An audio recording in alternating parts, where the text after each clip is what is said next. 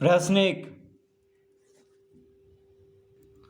27 से 45 तक कितनी प्राकृत संख्याएं हैं? तो इसका उत्तर हम कैसे ज्ञात करेंगे? तो 45 में से 27 को घटा देंगे। ठीक है, 45 में से 27 को घटा देंगे, उसके बाद एक जोड़ेंगे। ये होता है सूत्र प्राकृत संख्याएं ज्ञात करने का। तो 27 से 45 तक कितनी प्राकृत संख्याएं हैं ये हमें ज्ञात करना है। तो 27 से 45 तक तो क्या करेंगे, 45 में से 27 को घटा देंगे, उसके बाद एक जोड़ देंगे। तो यहाँ पे 15 में से 7 गया 8, 3 में से 2 गया 1, तो 45 में से 27 घटाने पर 18 आएगा। फिर 18 में 1 को जोड़ देना है, यानी 19। इसका उत्तर कितना होगा? 19। तो 45 में से 27 को घटा करके 1 जोड़ देना है, तो इसका उत्तर आ जाएगा। तो इसका मतलब हुआ कि 27 से 45 तक 19 प्राकृत संख्याएं हैं। ठीक है, तो जैसे देखिए 27, 28, 29, 30, 31, 32, 33, 34, 35, 36, 37, 38, 39, 40, 41, 42, 43, 44, 45। अब हम इसको गिन भी सकते हैं, कितना है? 1, 2, 3, 4, 5, 6, 7, 8, 9, 10, 11, 12, 13, 14, 15, 16, 17, 18, 19। देखिए 27 से 45 तक 19 प्राकृत संख्याएं हैं। तो यहाँ से गिनना शुरू करेंगे, क्योंकि 27 से 45 तक कह रहा है। तो 1, 2, 3, 4, 5, 6, 7, 8, 9, 10, 11, 12, 13, 14, 15, 16, 17, 18, 19, यानी 19 प्राकृत संख्या है। तो इस तरह भी गिन सकते हैं, लेकिन ये सूत्र अगर लगा देंगे तो आसानी से हम ज्ञात कर लेंगे। ठीक है, क्योंकि ऐसे गिनने में बहुत टाइम लग जाएगा, इसीलिए इस सूत्र का प्रयोग किया जाता है। 45 में 27 को घटा देंगे और 1 को जोड़ देंगे। तो अब प्रश्न दूसरा हल करेंगे। रिक्त स्थानों में जो चिन्हित है अंकों को भरकर निम्नलिखित जोड़ को पूरा करें। तो प्रश्न 2 में क्या है? 5, 4, 9, यहाँ पे खाली स्थान है। यहाँ पे देखिए इस तरह का दिया हुआ है, फिर 7 है, फिर उसके बाद यहाँ पे 8 चिन्हित है, यहाँ पे है, फिर 4, इस तरह से दिया हुआ है। तो इसको भरना है, यानी यहाँ पे क्या होगा, ठीक है, और यहाँ पे क्या होगा और यहाँ पे क्या होगा। तो इसको जहाँ पे चिन्हित है वहाँ पे क्या करना है, अंकों को भरना है। तो ये 3 जगह हमें भरना है। तो इसको हम कैसे हल करेंगे? तो यहाँ पे हम लिख लेते हैं। देखिए इसको क्या करना है, जोड़ करना है। क्या करना है? जोड़ना है। तो 5, 4, 9, यहाँ पे 7 है, और यहाँ पे 8 है, और यहाँ पे 4 है। इस तरह हम लिख लेंगे। इसको क्या करना है? जोड़ करना है। अब देखिए यहाँ पे 4 लाना है, तो 9 में यहाँ पे क्या जोड़ेंगे कि 4 आएगा यहाँ पे इकाई अंक पे। तो देखिए 9 में 1 जोड़ेंगे तो 10 आएगा, तो इकाई अंक पे 0 हुआ। 2 जोड़ेंगे तो 9, 2, 11, इकाई अंक पे 1 हुआ। 3 जोड़ेंगे तो 9, 3, 12, इकाई अंक पे 3 हुआ। 4 जोड़ेंगे तो 9, 4, 13, तो इकाई अंक पे 3 हो जाएगा। 5 जोड़ेंगे तो 9, 5, 14, यानी इकाई अंक पे 4 होगा। तो यहाँ पे 5 लिखेंगे। क्या लिखेंगे? 5। तो 9, 5, 14, हाथ में रहा 1, 7, 4, 11। देखिए 9, 5, 14, हाथ में रहा 1, 7, 4, 7 और 4 कितना हुआ? 11, 11, 1, 12 है। पैंचा भी जोड़ेंगे तो 11, 1, 12 हो जाएगा। हाथ में रहा 1, अब 1 हाथ में है तो 1 तो इसमें जुड़ जाएगा, 5, 1, 6 हो गया ये। तो 6 में कितना जोड़ेंगे कि 8 आ जाएगा? 2 लिखेंगे यहाँ पे, यानी इसका उत्तर हो जाएगा यहाँ पे 2 होगा, यहाँ पे 5 होगा और यहाँ पे 2 होगा। ठीक है, देखिए इस तरह हल करेंगे। तो 9, 5, 14, हाथ में रहा 1, 7, 4, 11, 1, 12, हाथ में रहा 1, 5, 2, 7, 1, 8। तो यहाँ पे क्या भराएगा? यहाँ पे भराएगा 5, यहाँ पे क्या भराएगा? यहाँ पे भराएगा 2, और यहाँ पे भराएगा 2। ठीक है, तो 2 5 2 इसका उत्तर होगा। यहाँ पे 5 भरा आएगा, यहाँ पे 2 और यहाँ पे भी 2। तो इस तरह हम इसको हल करेंगे। प्रश्न 3, 5 अंकों की सबसे बड़ी संख्या कौन सी है? तो 5 अंकों की सबसे बड़ी संख्या, तो 1 अंकों की सबसे बड़ी संख्या क्या है? 9 है। देखिए 1 अंक में सबसे बड़ी संख्या 9 है। 1 2 3 4 5 6 7 8 9, 9 सबसे बड़ी हुआ, इसके बाद 10 हो जाता है जो कि 2 अंक का हो गया। तो 1 अंक में सबसे बड़ी संख्या क्या हो गया? 9। तो 5 अंकों की सबसे बड़ी संख्या क्या होगा? 5 ठो 9, 1 2 3 4 5, यानी 5 ठो 9 दे देंगे।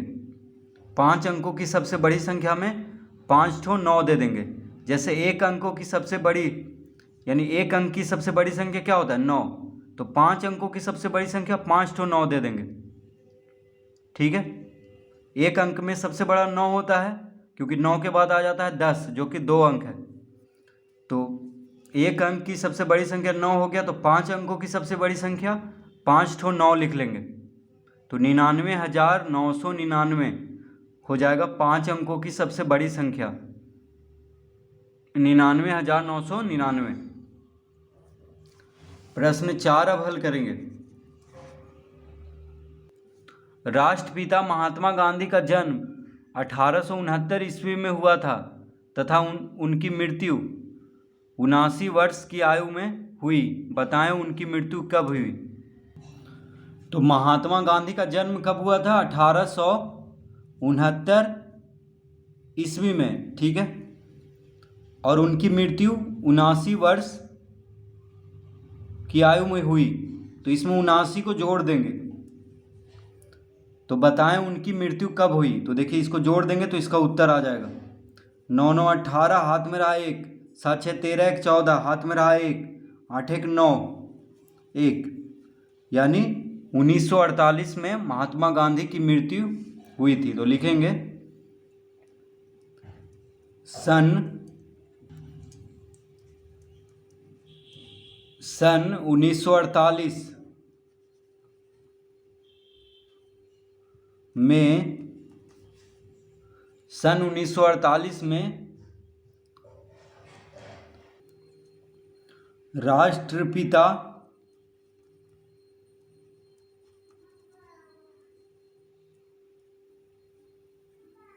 1948 में राष्ट्रपिता महात्मा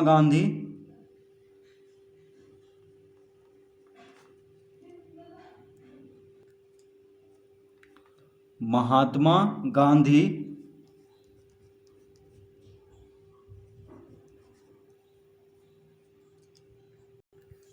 की मृत्यु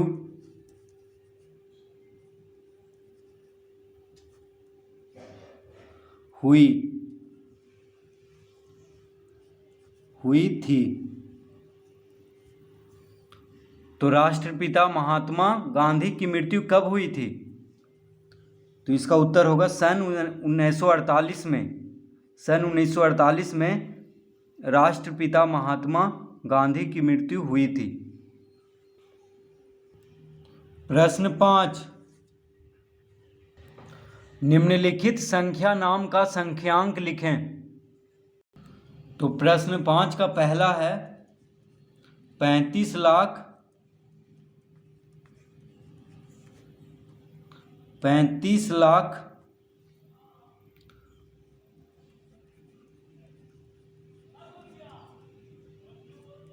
205, 35,02,05। तो इसका संख्याक लिखना है, तो कैसे लिखेंगे?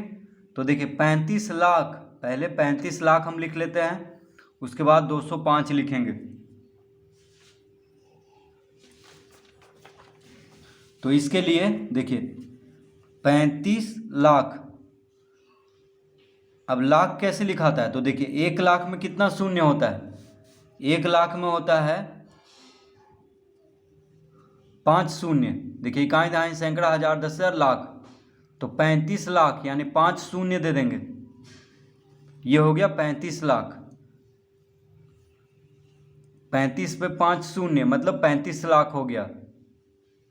इकाई दहाई सैकड़ा हजार दस लाख, देखिए लाख यहाँ पे आ रहा है, इसका मतलब क्या हुआ 35 लाख। तो 1 लाख में क्या होता है, 1 पे 5 शून्य, तो 35 लाख में 35 पे 5 शून्य होगा।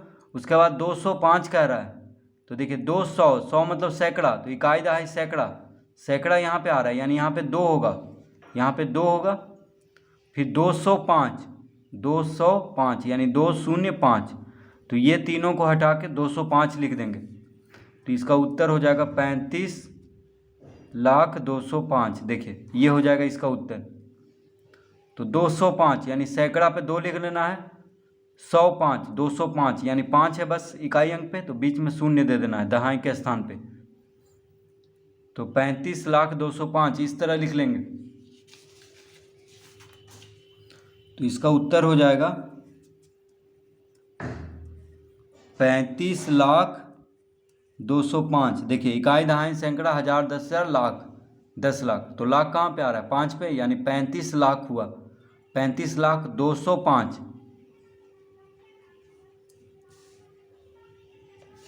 दूसरा 12,000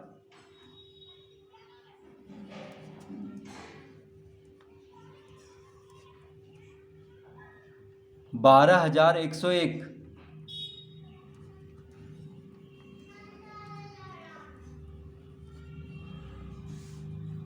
12,101, तो देखिए 12,000,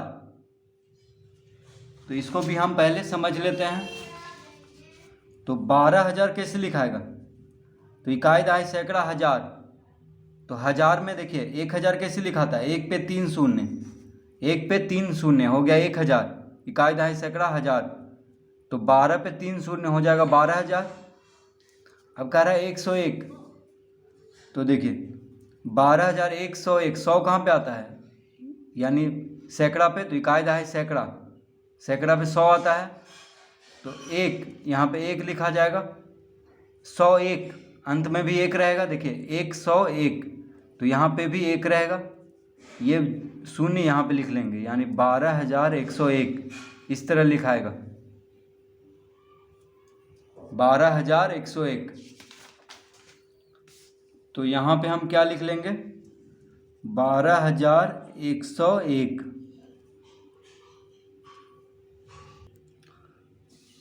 तीसरा है 87,000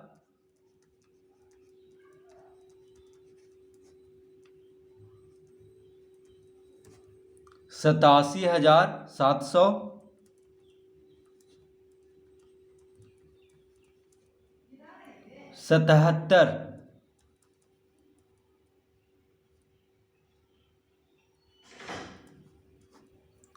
87,777,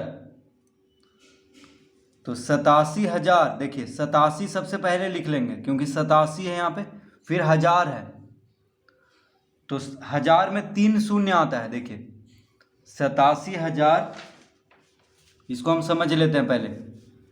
तो 87,000 इस तरह लिखेंगे, 1,000 में 1 पे 3 शून्य होता है, देखिए 1,000 में क्या होता है 1 पे 3 शून्य, तो 87,000 यानी 87 पे 3 शून्य देंगे, 777, तो देखिए 700, 100 मतलब क्या होगा सैकड़ा, तो इकाई दहाई सैकड़ा, यानी यहाँ पे क्या होगा, यहाँ पे 7 होगा सैकड़ा के स्थान पे क्योंकि 100 है, तो 777, तो 77 अब लिख लेंगे, यानी यहाँ पे 7 या यहाँ पे भी 7, तो 87,777 इस तरह लिखेंगे। देखिए 87,777, इकाई दहाई सैकड़ा हजार, हजार आ रहा है यहाँ पे, सैकड़ा 7 पे, दहाई पे भी 7 होगा और इकाई पे भी 7 होगा, तो 87,777। चौथा में क्या है, 1,000,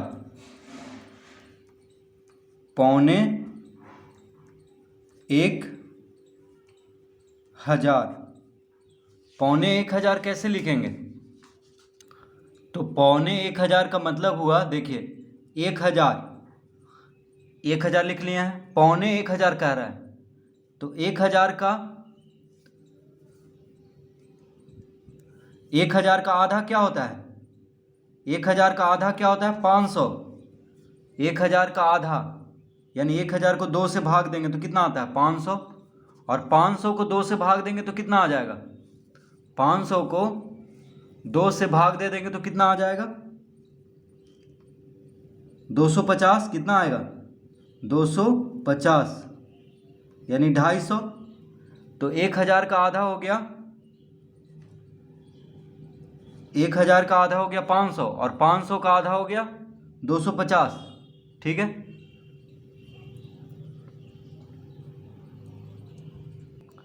तो 1000 को 4 से भाग दे देंगे तो कितना आ जाएगा? 250 यानी 1/4। तो 1000 का आधा 500, 500 का आधा 250, या कह सकते हैं 1000 का 1/4 250। तो 1000 को 4 से भाग देने में कितना आ जाएगा? 250। तो 1000 को अगर 4 भाग में करना है तो 250 250 करके बांटना होगा। 1000 को अगर 4 भाग में करना है तो 250 250 करके बांटना होगा, क्योंकि 250 250 हो गया 500, फिर 500 और 250 हो जाएगा 750, फिर 750 और 250 कितना हो जाएगा? 1000। तो पौने 1000 कर रहा है, तो क्या करेंगे? 1000 में से 1000 का 1/4 यानी 250 को घटा देंगे तो कितना आ जाएगा? 10 में से 5 गया 5, 9 में से 2 गया 7, यानी 750। तो 1000, तो पौने 1000 क्या हो जाएगा? 1000 में से 1000 का 1/4 यानी 250 को घटा देंगे। ठीक है, तो 1000 का 1/4 यानी क्या हो गया? 250। तो 1000 में से 250 घटाएंगे तो आ जाएगा 750, या इसको इस तरह समझ सकते हैं। तो पौने 1000 का मतलब हुआ 1000 का आधा और फिर उसका आधा को 1000 में से घटा देंगे। जैसे 1000 का आधा 500, 500 का आधा 250, तो 250 को 1000 में से घटा देंगे तो कितना आ जाएगा? 750। तो ये हो गया पौने 1000। 750 को हम कह सकते हैं पौने 1000। तो हम यहाँ पे क्या लिखेंगे? इसका उत्तर हो जाएगा 750। पौने 1000 कैसे लिखेंगे? 750 यानी 1000 में से 1000 का 1/4 को घटाएंगे तो आ जाएगा पौने 1000। देखिए हम यहाँ पे लिख के भी दिखला देते हैं। तो 1000 में से किसको घटा देंगे? 1000 को 4 भाग करके, यानी 1000 में से 1000 का चौथा भाग को घटा देंगे तो आ जाएगा इसका उत्तर। देखिए 4 से इसको भाग देंगे तो 4 गुना 1000 कितना हो गया? 4000 माइनस 1000 बराबर आ गया 3000/4। अब इसको भाग दे देंगे तो आ जाएगा 750। तो 1000 में से क्या करना है? 1000 का चौथाई यानी 1000 को 4 से भाग दे करके घटा देना है, या इसको इस तरह भी लिख सकते हैं 1000 माइनस 1000 का चौथाई यानी 1000 को 4 से भाग देंगे तो कितना आ जाएगा? 1000 माइनस 1000 को 4 से भाग देंगे तो आ जाएगा 250, अब घटा देंगे तो आ जाएगा 750। ठीक है, तो पौने 1000 का मतलब हुआ कि 1000 में से किसको घटाना है? 1000 का 1/4 यानी 250 को। तो पौने 1000 मतलब 750। तो इस तरह पौने 1000 हम समझ लेंगे। तो किसी का भी अगर पौना कहा तो जिसका कह रहा है पौना निकालने के लिए उसमें से उसी का 1/4 भाग को घटा देंगे। जैसे कहता पौने 100, तो 100 में से 100 का 1/4 को घटा देते तो कितना हो जाता? 100 में से 100 का 1/4 यानी 25 हो जाता। तो 25 को घटा देते तो 75।